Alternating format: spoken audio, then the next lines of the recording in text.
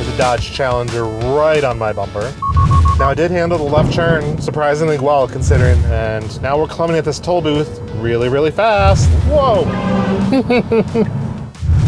I don't know why the indicator's on. I don't know why it's trying to lane change. This is actually pretty nerve-wracking. A few years ago, Tesla and Elon Musk made a claim that every single vehicle sold from that point forward would have the hardware support for full self-driving. To enable it on the software end in the future, buyers were expected to pay $5,000 to add the functionality. As time progressed, the price of the software has risen to $10,000, which is a lot of money, but if the car is fully autonomous, it's also quite a bargain. Recently, Tesla opened its full self-driving beta to folks who have a 100 safety score as determined by the Tesla Insurance app. We have one of those vehicles with us today, and we're going to see how far along Tesla actually is in developing a fully autonomous vehicle.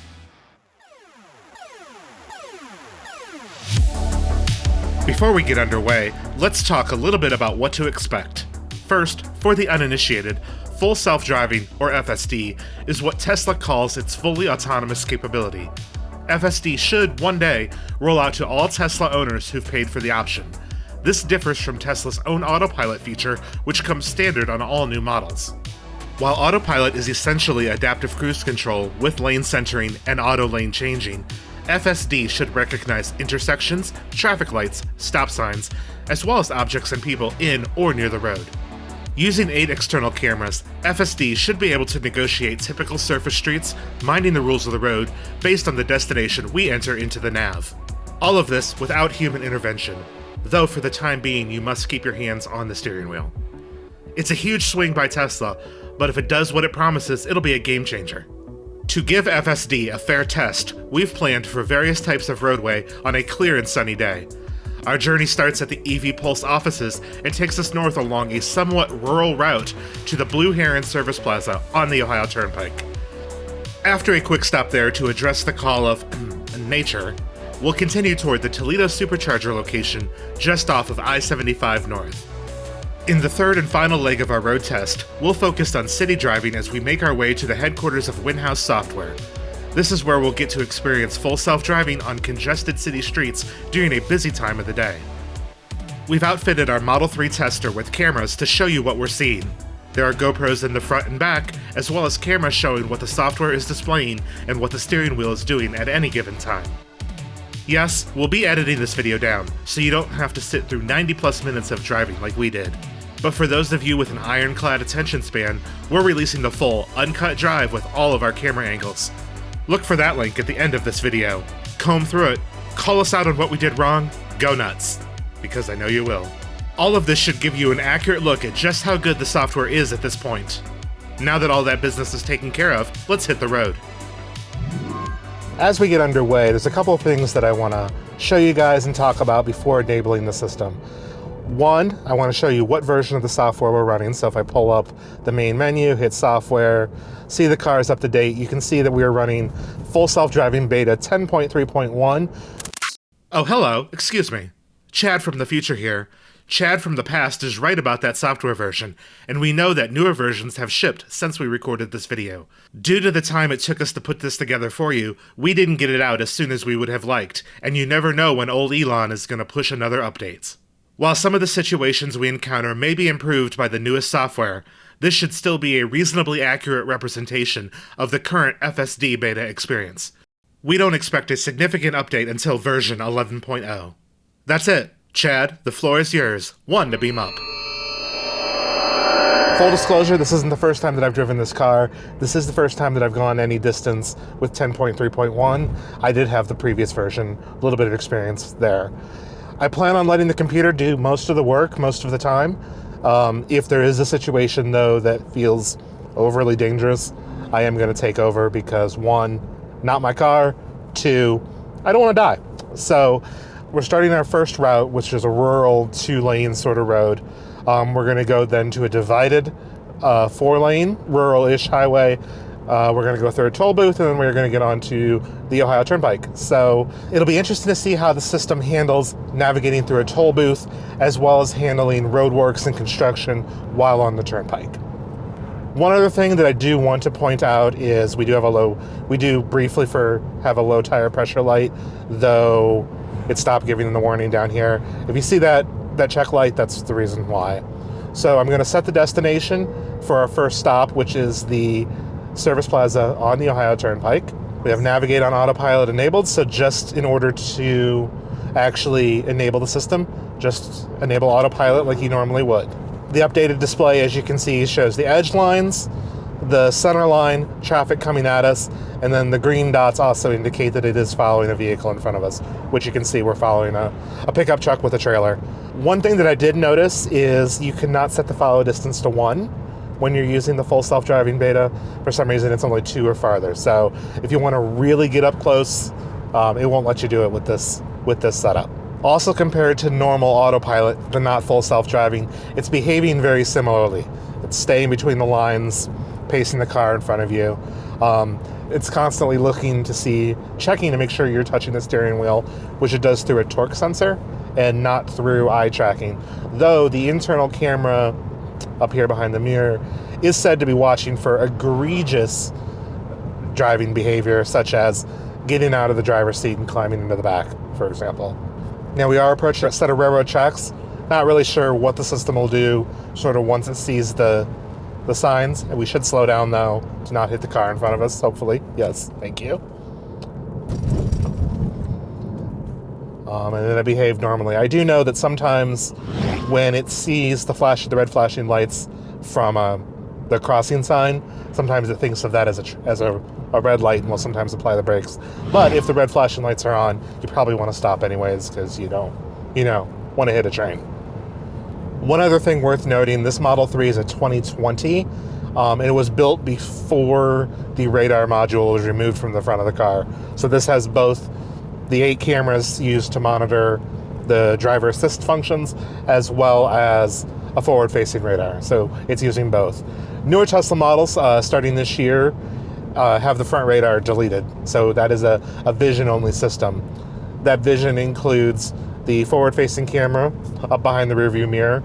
There's 2 cameras, one on each of the side marker indicators. There are 2 cameras in the doors that kind of look forward. That's used mostly for Sentry mode. And then there's the rear camera, which functions both in Sentry mode as well as a backup camera.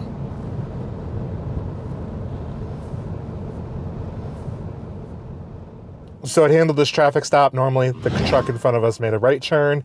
It stayed in the center lane without me intervening, and the light is red. And as you can see on the display, you can see the cars going through the intersection, car behind me, light red. So I should be able to just sit here normally, and once it turns green, we should be on our way, hopefully. I mean, that is how it's worked in the past. See? So we take off, it knows it's green, and we're back on our way. One thing I have noticed a little bit is occasionally when a car is passing on the other side, it will let off the accelerator a little bit like it just did there. It's not exactly hitting the brakes, but feels like it is getting a little tripped up. Like right here, we just dropped all the way down to 50 miles an hour, 49, 50, for really no reason. I'm sure the Civic behind us is not too thrilled with that. But we do have the fancy bumper sticker that says that this is a robo-taxi in training, so maybe they'll see that and understand, right? Right? So I don't know why it's doing it. There's no cross streets where we're passing through. It has both a forward radar and the cameras. It's a clear day, so it's kind of inexplicable on why it just decides to randomly choose to slow down. We're about to cross through an intersection, and then past there, it's going to have us make a left turn to avoid going through a roundabout. I will let the computer do it this time. I don't normally go that route because the route it takes you puts you into a fairly dangerous left turn that I like to avoid, but I'm going to let the computer see how it handles it. Now we're approaching our turn. The left indicator has come on. The car knows that we're going to make left. Is it going to put me in the left lane? Yep. And it did it the proper way too. It didn't cut through it. And we're going to make a left turn. I'm leaving enough force on the steering wheel just so that the torque sensor can pick it up, but I'm letting it do its thing. Now it thinks right now the speed limit is 25 miles an hour, so it's set at 30. I'm going to manually override that because I know that it's 55. Now we're approaching the difficult left turn, which I don't normally like to do because we're crossing a divided highway to make the left, and it's sort of a weird corner kind of intersection. Turn left onto West State Street. So we're going to see how the system handles it. First, it doesn't want to... It says it's waiting our turn.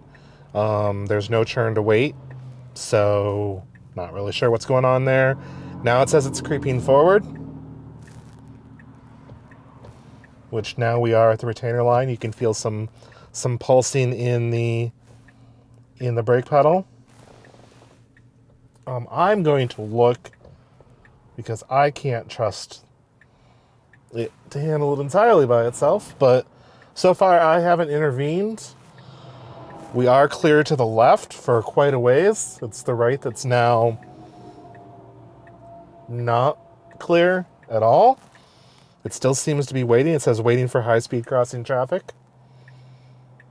Use accelerator pedal or cruise stop to resume. So I don't think it's going to take off again by itself. But we'll have to see. Now there's a truck, of course, across the way. We don't have any traffic behind us, so at least I can let it sort through some things. It appears that the screen has actually frozen.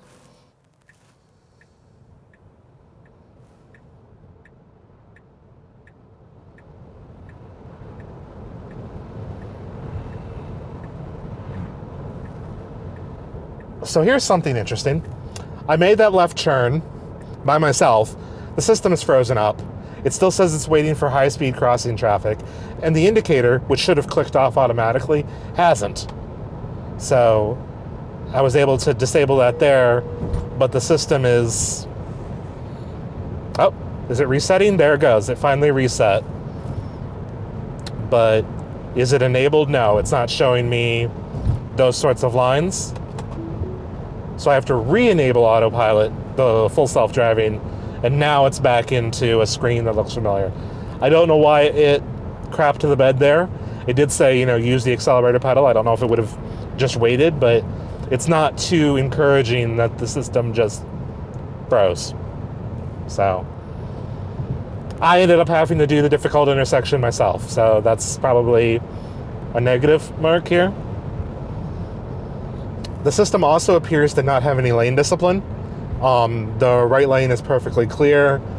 I'm not coming up too quickly on traffic in front of me. There is going to be some traffic approaching from the rear here in a minute. It's perfectly content with sitting in the left lane. So if this was a German Autobahn, there would be some very, very unhappy Germans behind me. I'm going to indicate a lane change and have it do it, which it's doing by itself because I'm using the indicator stock. Because there is a truck coming up behind me, and I really don't want to be in their way.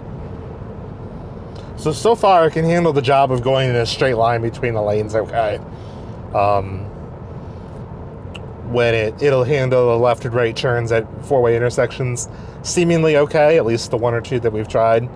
That more difficult intersection back there is definitely it wasn't good, especially with the system freezing up. At least the system reset itself without having to stop the car, which is nice. One other thing to note too, we do have the speed set at 65. We're currently following a 18-wheeler, a tractor trailer, and we're doing 54. The system hasn't decided to do an automatic lane change. From my understanding with autopilot, you can do automatic lane changing. So why the system hasn't decided to do that itself, I'm not sure. I'm gonna attempt now to force it to do a lane change, which it's perfectly fine handling itself then once I press and hold the indicator. What's interesting is on this display, when you do a lane change with Navigate on autopilot without the full self-driving, it actually shows you a box and makes sure the lane's clear. Like, it just sort of executes the lane change here. Coming up here on the next right-hand turn is actually the on-ramp to the Ohio Turnpike. So we're going to see if and how it handles a toll booth, and then if it can handle the process of getting onto the higher speed motorway. right onto East Dishinger Road. One thing that I noticed is it'll actually turn the turn signal on, and then it'll stop after a blink or two, and then it'll wait, and then it'll turn it back on, and then like there, it actually stopped doing it twice before it stuck on. So, and now we're climbing at this toll booth really, really fast. And I'm taking over because the speed limit through this toll booth is 10 miles an hour, and it wanted to do it at 60. So that's not happening.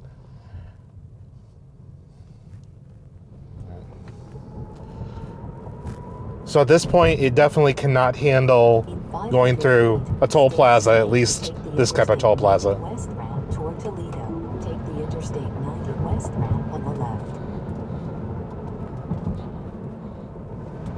So it adequately handled the on-ramp, even though it kind of crapped to the bed on the toll booth.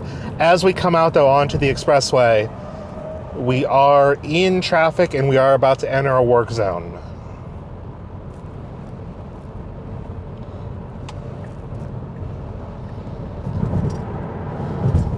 Now, it actually wanted me to confirm the lane change to follow the route, and then it seems like the full self-driving was then disabled. So I'm going to attempt to...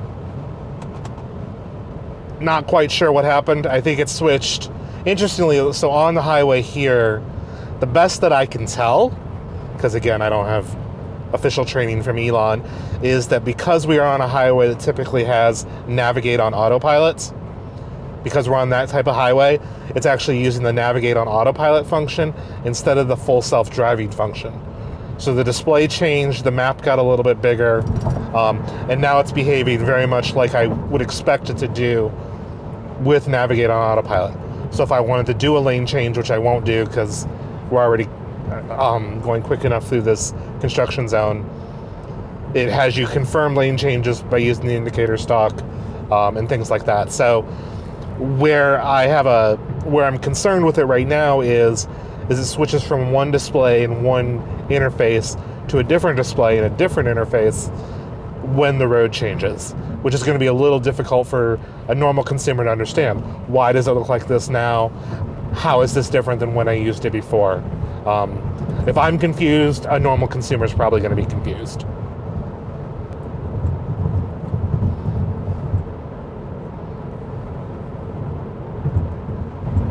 So it still thinks that truck's in my blind spot. So in order to make this service plaza, I'm going to have to give it gas and take over myself. Now take the exit on the right. In 500 feet, then right. Now bear All right, so we are at the destination. I'm not going to have navigate on autopilot attempt to go through the parking lot here. But something very interesting that I just noticed that's super, super exciting, and I'm going to take you guys along to drive past it. We are at the Blue Heron Service Plaza, which is on the opposite end of the highway is the Wyandotte Service Plaza. This is a toll road, and I don't know if you'll be able to see with the cameras, but that's a Tesla supercharger install. Woo!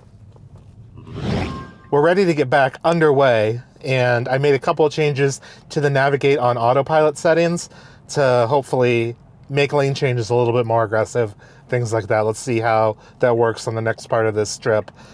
As you can also see before we take off, because the next destination is actually the supercharger, it's already preconditioning the battery for fast charging. And we're back underway. So we're about to enter a work zone where the lanes drop down to 2. And the car is definitely not going to handle that itself. So we're going to dump in manually behind this green truck in front of us.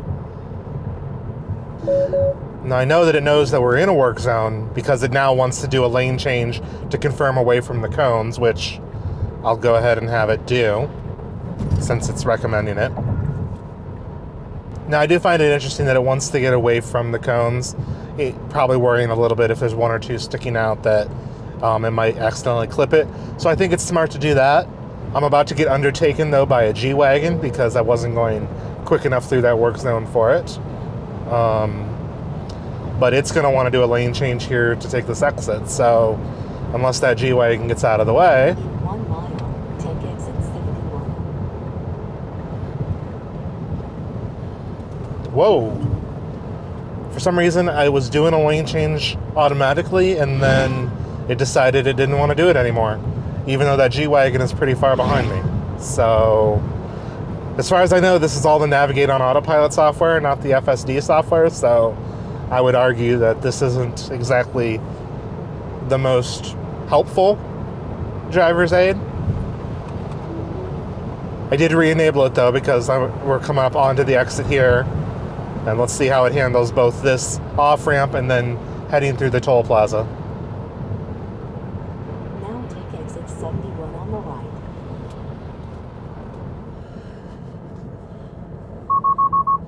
So we're again approaching a toll booth. If you heard that red beep, beep, beep, beep, beep, it thought that a semi-truck on the other lane, on the other side of the divider, was going to hit us, which was no way possible. I did have to turn off the Navigate on Autopilot / FSD because it had no idea what lane to choose or anything like that. So I have to manually handle the toll booth, which is fine. I mean, toll booths aren't everywhere, though it is something that if you are going to be able to drive, if the system's going to drive entirely by itself, it's going to have to figure that out. North toward Toledo, Detroit. So now that we're off the toll road, we still are on a road that is Navigate on Autopilot enabled. So it hasn't switched back to the FSD display. It's still running the Navigate on Autopilot display. So from my understanding, we're using the older software here.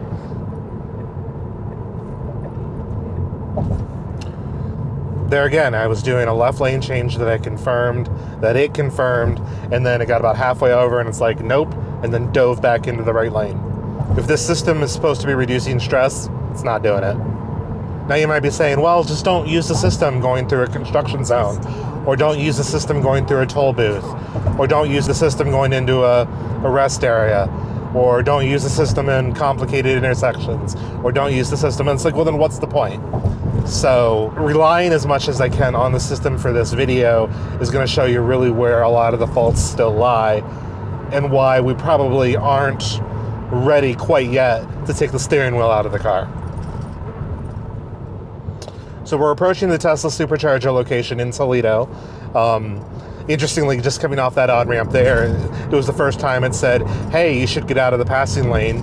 And I actually didn't want to get out of the passing lane because that lane ended. So we're about to take the exit up here. At some point in the future, we're promised that the car will be able to go all the way to the supercharger, back into the stall, open the charge port, and basically do it all for you. Though I know it's not quite there yet for that. But let's see sort of how it handles getting off the highway, switching back over to the streets level, full self-driving, and then how it handles the approach through the parking lot, which is a Meyer location, to the supercharger. We're nearing the off-ramp now. The navigation says that we need to be into the far right lane, which hasn't opened up yet, but when it does, I'm going to assume the system will right indicate and make the lane change, Now take exit 210. which it is doing. There's a Dodge Challenger right on my bumper, so he'll probably regret that if this car has to, like, stop quickly. 100 feet, turn left onto East Alexis Road. One thing you will notice, though, is the car did switch back to the FSD computer for the purpose of coming up here and lane changing. Of course, as you can see from all of the cameras on here, Challenger just cut me off.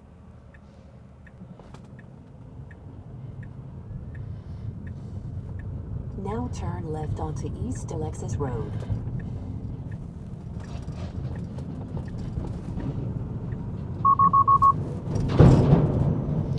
Now, I did handle the left turn surprisingly well, considering there was a tractor trailer in the right lane. The beeping you heard was I didn't have quite enough force on the steering wheel, and it did also think I was going to hit the car. But the thing that was great about it was it didn't fail. It didn't churn off. It just said, look, this is kind of dangerous. So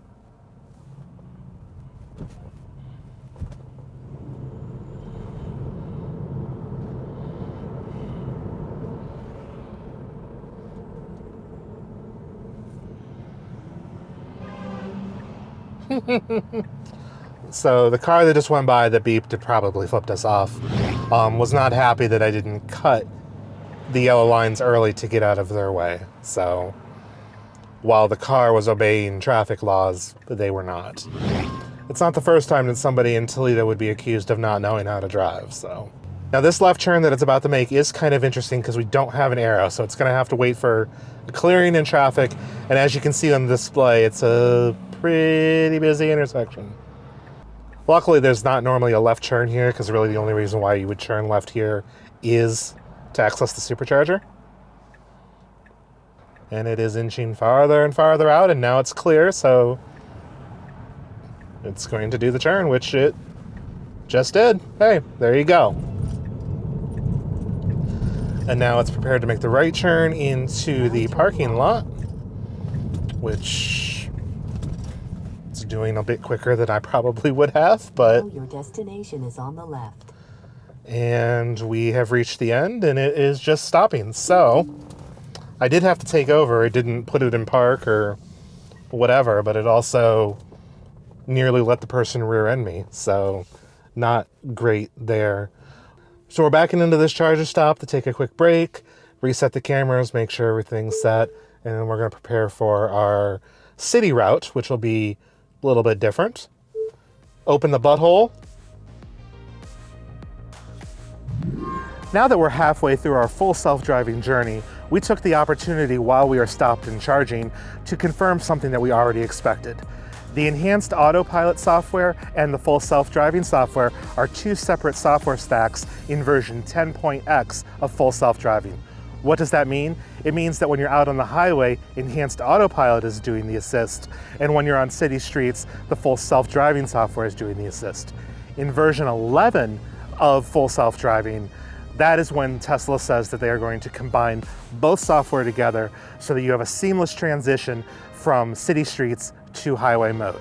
That addresses some of the concerns that I had earlier about user interface differences and changes and confusion that way for when a normal person is trying to use the software. So version 11 is when that is going to happen. But since we don't have version 11, unfortunately I can't show that to you today. But speaking of city streets, now that we have a fully topped off car, we can try full self-driving in the busier and more congested city streets of Toledo. Let's go see what that's like.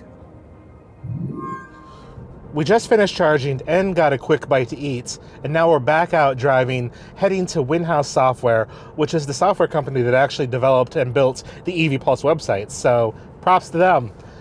The reason why I haven't engaged Navigate on Autopilot or full self-driving yet is I want to trick the computer into not taking the highway to their offices, and instead we want to take as many city streets as we can.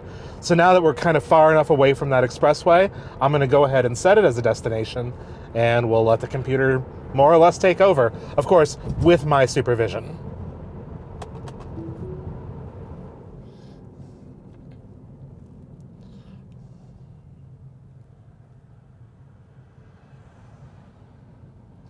So it actually handled this car kind of cutting past us pretty well. The Tesla waited for the lane to open up. This Equinox in front of us did not. Now this intersection's a little bit weird and it's kind of a diagonal. We have a turning arrow, but we also have just a regular green light. So who knows how long we're going to be sitting here. There's a decent amount of traffic here, but it'll be interesting to see how it handles this and if we need to take over. And yep, that's definitely needs to take over, or I was going to hit the front of a semi-truck. So that's not ideal. And of course it didn't turn off the indicator either, because why would it do that? In 1,000 feet, turn left onto Telegraph Road.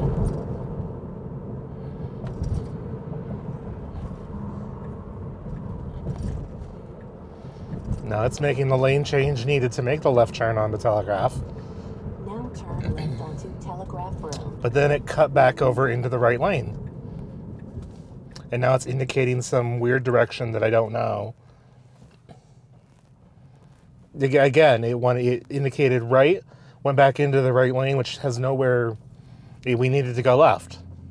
So I'm not sure why it decided at the last minute that it needed to be in the not turning lane.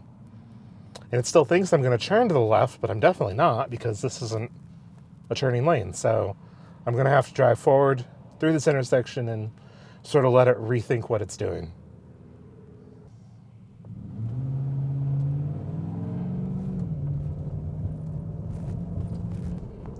So I'm going to Now attempt turn right onto Craig Road. to re-enable the system, which it's going to try, and nope, it doesn't want to do that yield at all. It just wants to come to a complete stop. There's crap in the middle of the road. What is that? Looks like a pine tree. So now that we're actually on to Telegraph, at least I think we are, we won't have to make that same corner change again. I'm going to re-enable the system.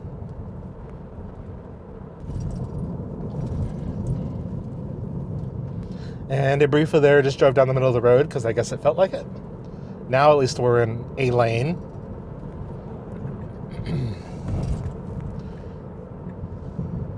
Now it's decided that it's comfortable with doing lane changes on roads like this. So it just did that left turn there automatically.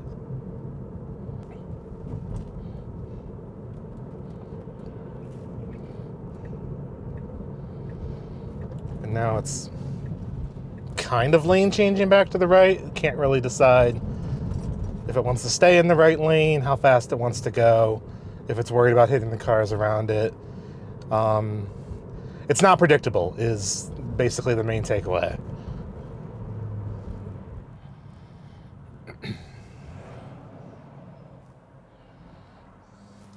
This is actually pretty nerve-wracking. Now I just almost lane changed again for I don't know why. I don't know why the indicator's on. I don't know why it's trying to lane change or not lane change.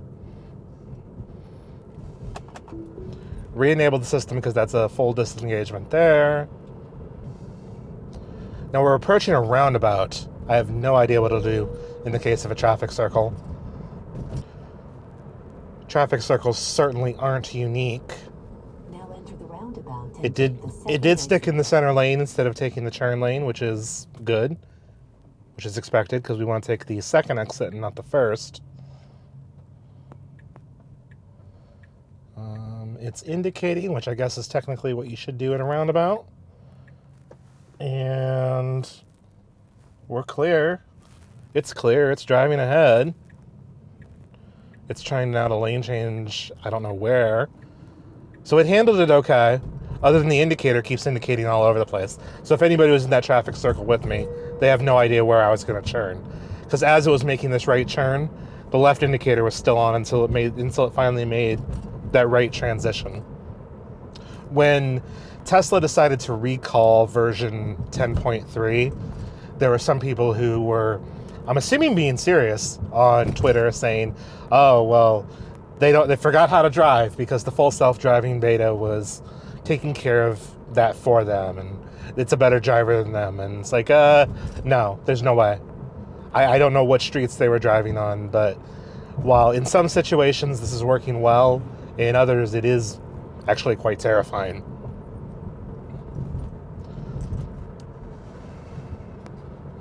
Whoa! Stay on your own side of the road! That was also terrifying, but that's not the car's fault.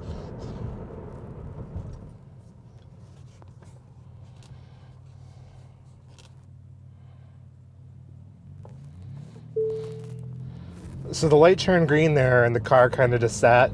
I don't know if it eventually would have picked it up. It had been at all the other traffic lights, but it was a long enough wait that I felt that I should just override it and hit the accelerator. Now turn right onto West Bancroft Street.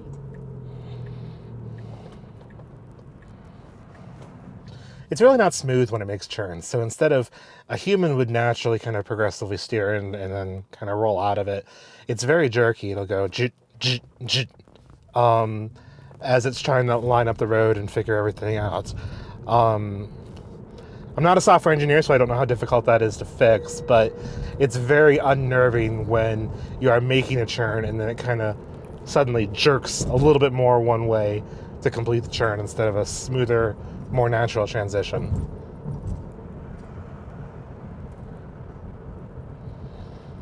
So up here the right lane ends. Will the car be able to handle that?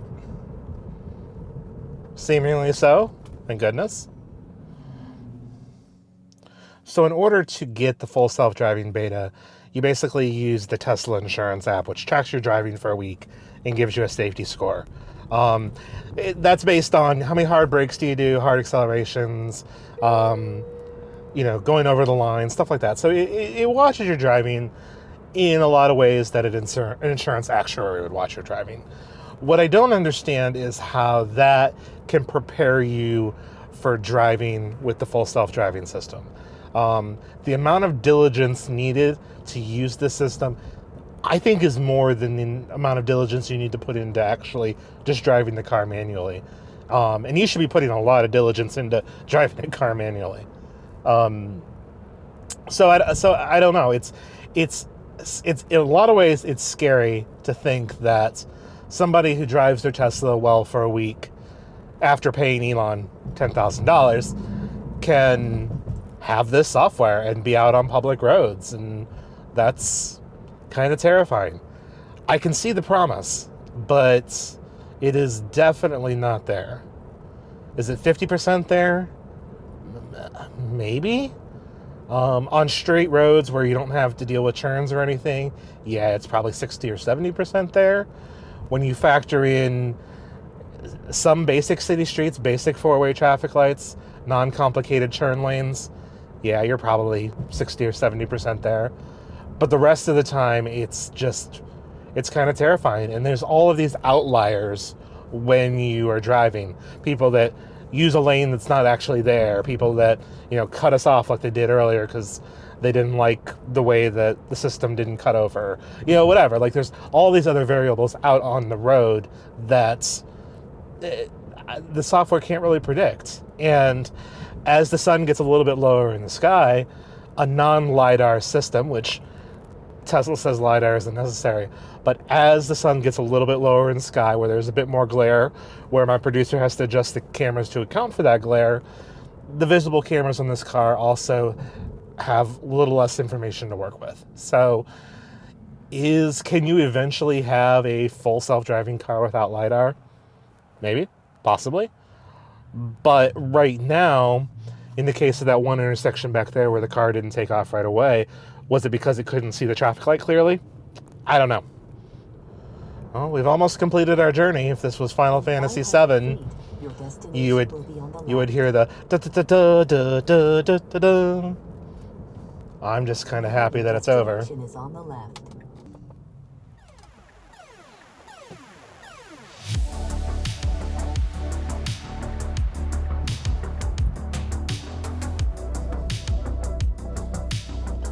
Success, we didn't die.